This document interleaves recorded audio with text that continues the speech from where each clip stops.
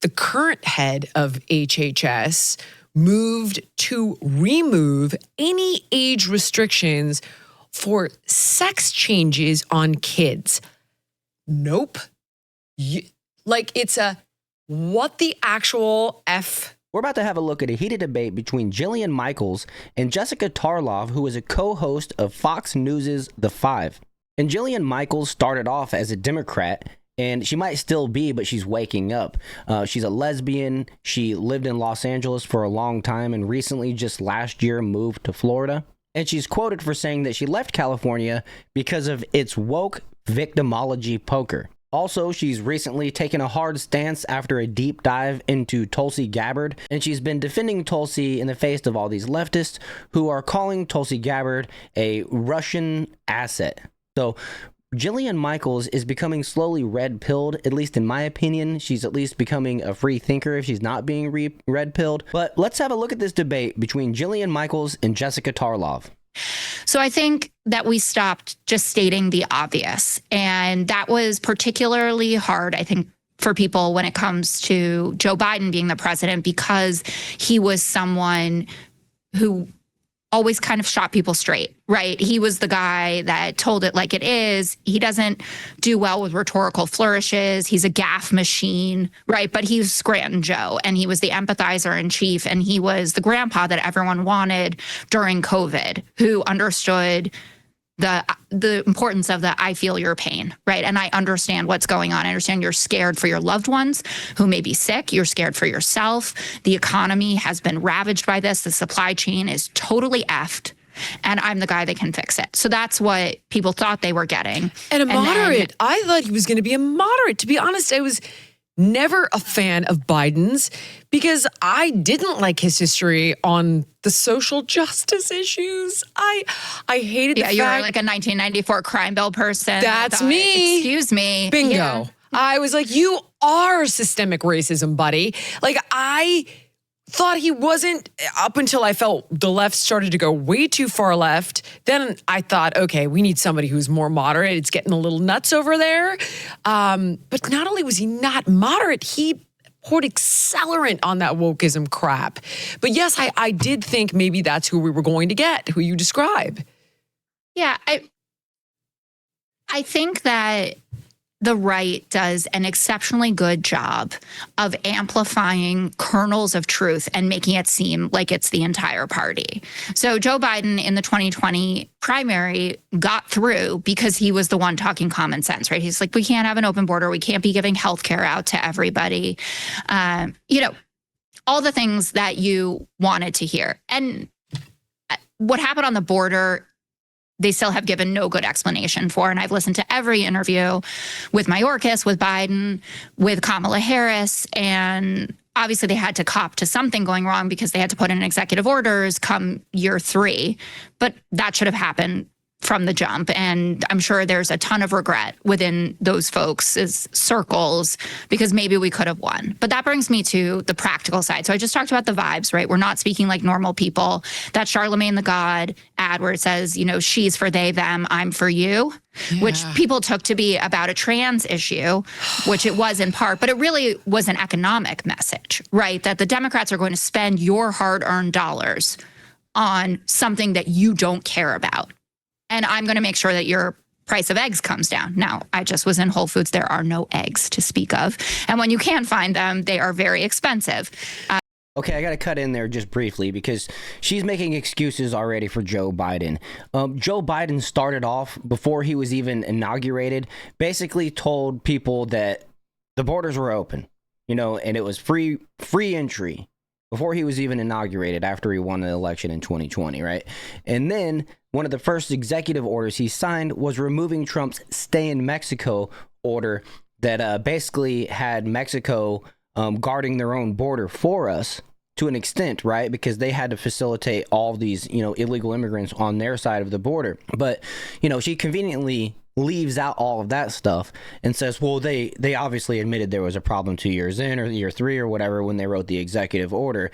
And it's like, Yeah, I don't think that they did that because they actually cared. I think they did that because they realized they were getting into election season and they knew the open border, the amount of people, the tens of millions of people that were coming across our southern border was going to be an issue for everyday average Americans. She mentions the egg thing and that there is no egg, so of course they're expensive. Well, guess what? That's because Joe Biden just had, a bunch, like literally tens of millions, again, that number of chickens basically massacred because they're afraid of the bird flu. And in my opinion, that was Joe Biden trying to prevent Trump from being able to deliver on one of his campaign promises, which was that the price of groceries and everything should come down once Trump takes over, right? And so we know, if you've been paying attention, we've seen it.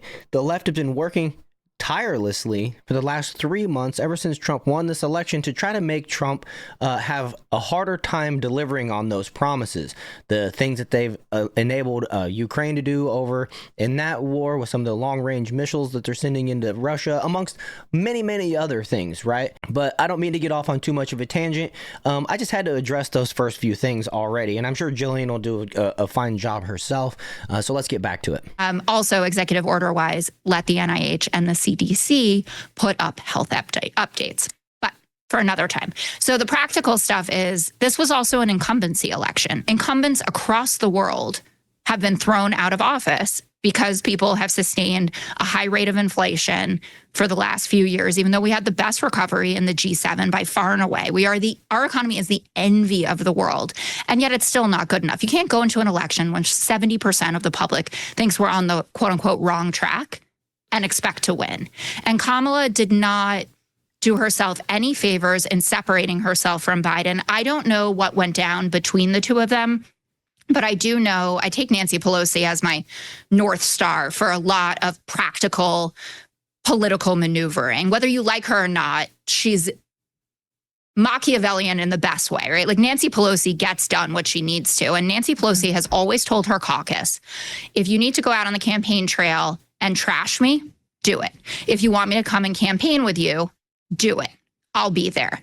And I don't know what the Biden side of the House told Kamala, if that's why she went on The View and said, no, I agree with everything, right? Or I wouldn't necessarily do anything different. Then they have a commercial break. She obviously gets a flurry of texts that's like, are you kidding me? And you have an easy answer, right? You have this great Medicaid proposal that you're on the show to launch. Why don't you just say, these are things that I would do differently? So I don't know if that came from Biden, or she just felt that level of loyalty to him and didn't want to trash him, or she's not quick on her feet, which I think is obviously part of this.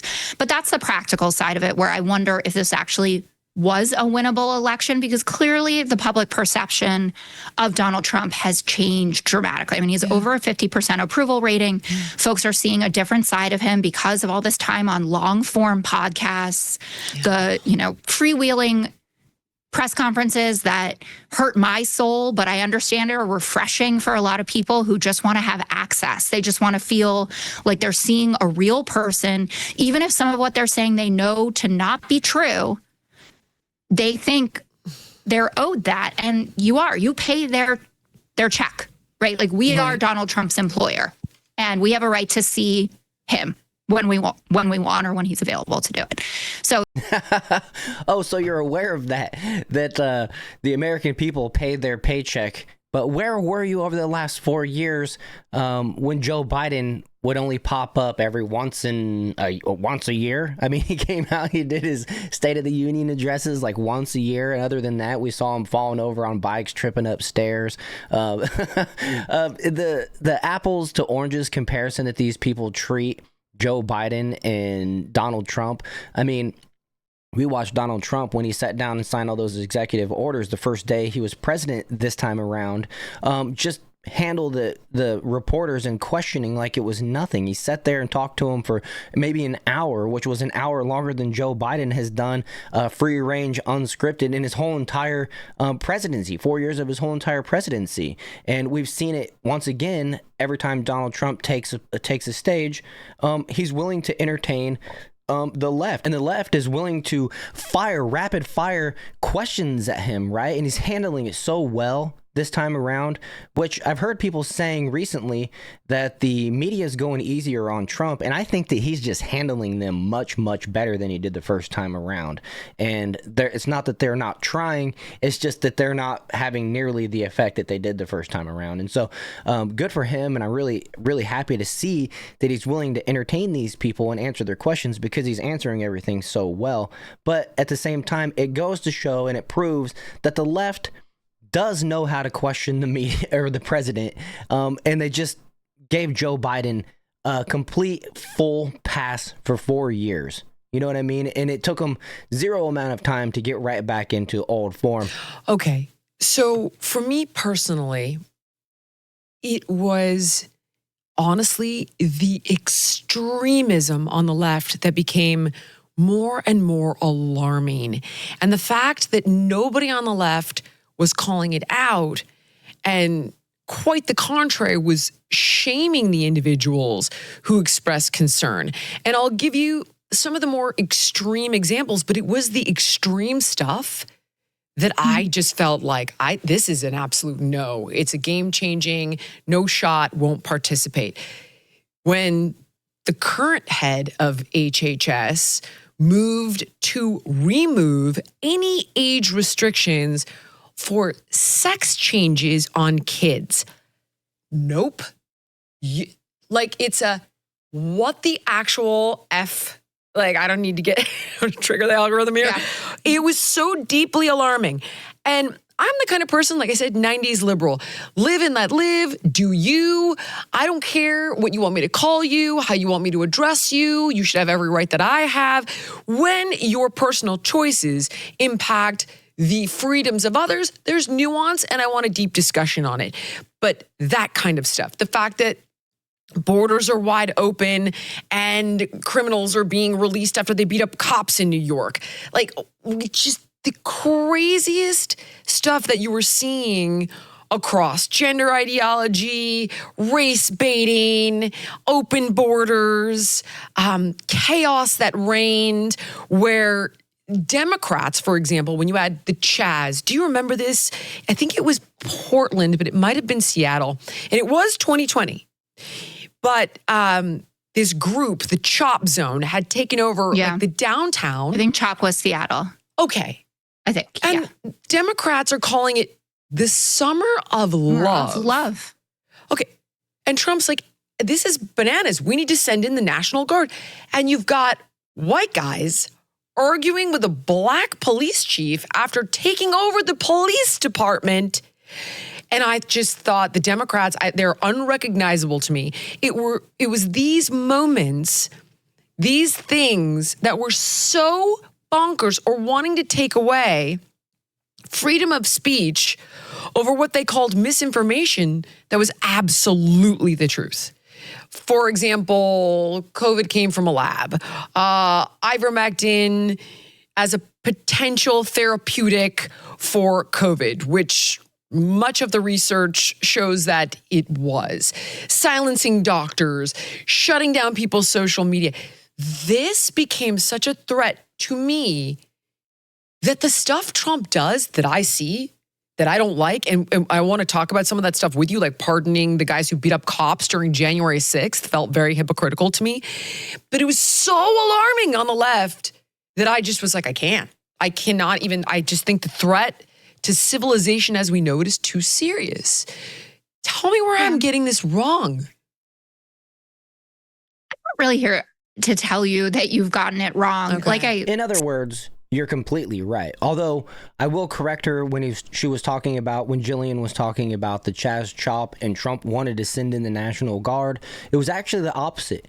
It was the Democrats that wanted Trump to send in the National Guard, and Trump practiced restraint and allowed the state to function as it should, as a part of the union to govern itself, right? Which is something I bring up regularly because I think that the Democrats want a dictator. They want that type of king that's going to rule with an iron fist and make every single state follow the same exact laws.